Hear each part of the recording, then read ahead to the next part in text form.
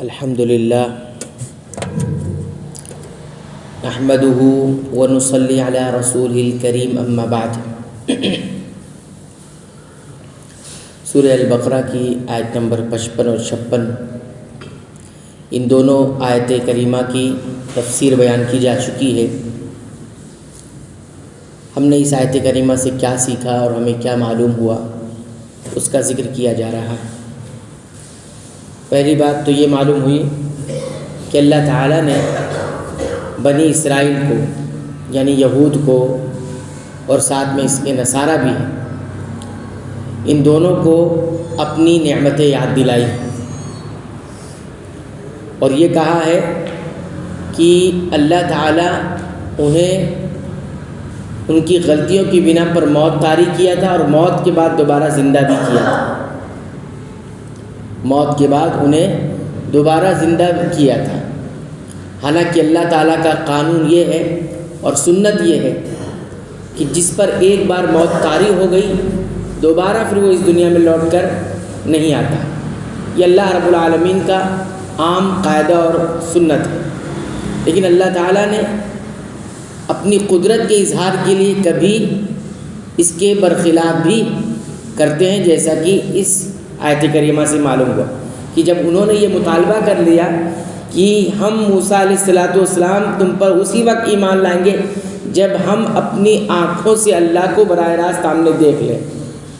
یہ مطالبہ ایسا تھا جس کا وقوع ممکن نہیں ہے، اللہ نے چونکہ یہ قانون نہیں بنایا، اور وہ اس طرح کا مطالبہ کر رہے تھے، ایمان کی شرط لگا رہے تھے، تبھی ہم ایمان لائیں گے۔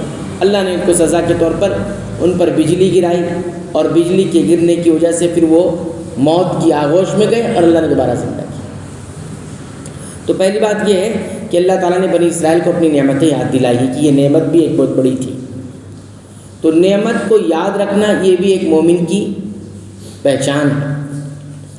دوسری بات اس آیت کریمہ سے یہ معلوم ہوتی ہے کہ بنی اسرائیل جہاں اپنے آپ کو بہت عقل مند سمجھتے تھے، لیکن یہ آیت کریمہ بتاتی ہے کہ بنی اسرائیل یہود جو ہے وہ کتنے کم عقل تھے، اور ان کی کم عقلی اس سے ظاہر ہوتی ہے کہ وہ موسیٰ علیہ السلام پر ایمان رکھتے تھے۔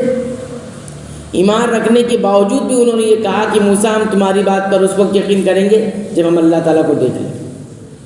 جب ایمان رکھ رہے ہو تو پھر یہ کہنا کہ پھر ایمان لائیں گے جب ہم اللہ تعالیٰ کو دیکھیں، یہ ان کی کم عقلی کی اور بے وقوفی کی ایک علامت ہے یا ایک دلیل ہے۔ تیسری بات اس آیت کریمہ سے ہمیں یہ معلوم ہوئی کہ جو انسان ایسی چیزوں کی مانگ کرے جس کا جو ممکن نہیں ہے، تو ایسی صورت میں وہ سزا کا حقدار بن جاتا ہے۔ ایسی باتوں کا مطالبہ کرے یا ایسی باتوں کی مانگ کرے جو ممکن نہیں ہے، یعنی اللہ تعالیٰ نے قانون میں رکھا نہیں ہے، سنت میں رکھا نہیں ہے، اور اس چیز کا مطالبہ کرے یا اس چیز کی مانگے تو ایسی صورت میں وہ سزا کا مستحق ہو جاتا ہے۔ دیکھیے اللہ تعالیٰ نے ان کے بارے میں کیا فرمایا جب انہوں نے یہ کہا کہ ہم اللہ پر ایمان، اللہ پر یعنی آپ پر یقین اس وقت کریں گے جب ہم اللہ کو دیکھیں گے، تو اللہ تعالیٰ نے کیا کہا فَأَخَذَتْكُمُ الصَّاعِقَةُ، ایسی صورت میں اس کی وجہ سے تمہیں بجلی نے آ پکڑ لیا، تم پر بجلی گری۔ تو یہ ہوا کہ اس طرح کا مطالبہ سزا کا سبب بنتا ہے۔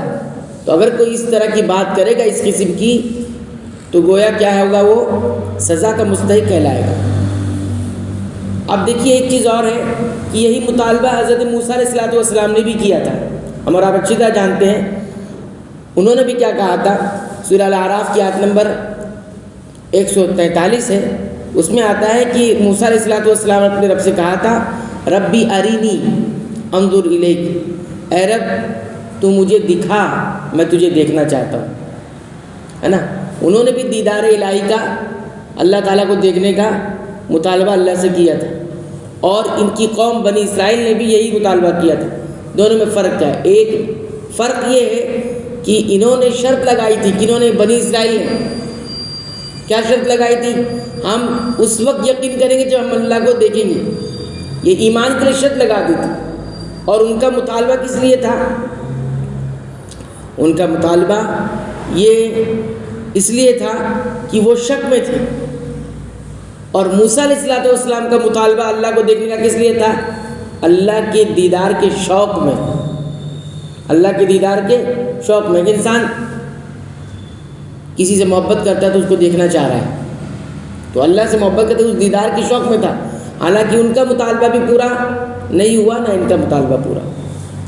ہاں، یہ بات الگ ہے کہ ایک تجلی ظاہر ہوئی پہاڑ کے پاس، اور جس کی وجہ سے وہ بے ہوش ہو کے گر پڑے اور پہاڑ بھی ریزہ ریزہ ہو گیا، یہ الگ مسئلہ۔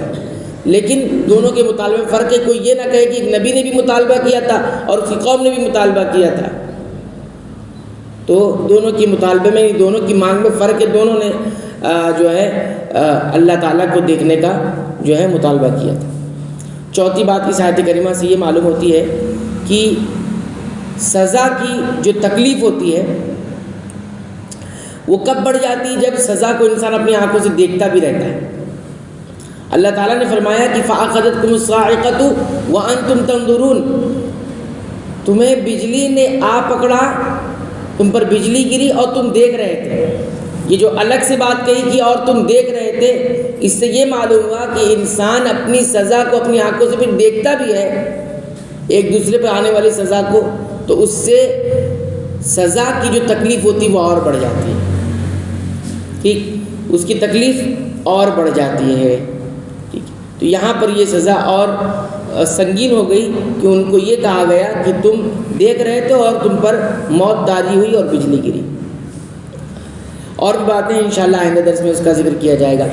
اللہ تعالیٰ سے دعا کرتے ہیں رب العالمین تو ہمیں ان باتوں کو یاد رکھنے کی توفیق عطا فرما، قرآن حکیم کی پابندی سے تلاوت کے ساتھ ساتھ اس کے معانی پر غور کر کے اس کو سمجھ کر پڑھنے کی توفیق عطا فرما۔